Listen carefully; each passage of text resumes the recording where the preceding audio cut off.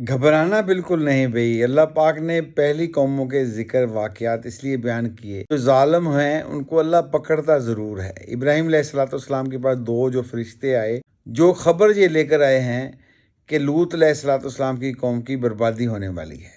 और इब्राहीम अलैहिस्सलाम ने उनके लिए खाना तैयार किया, जबकि पता नहीं था ये फ़रिश्ते हैं, तो वो खाना खा नहीं रहे थे क्योंकि फ़रिश्ते इन चीज़ों से पाक हैं।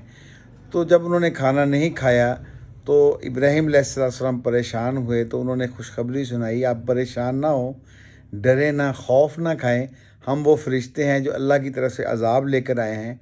और हज़रत इब्राहीम अलैहिस्सलाम की बीवी जो उनकी खिदमत में लगी हुई थी, वो दरवाज़े में सुन रही थी, और उन्होंने जब खुशखबरी सुनाई तो वो खुश हो गई, उनकी हंसी निकली। ये वाक़या कुरान पाक में सूरह हूद में है।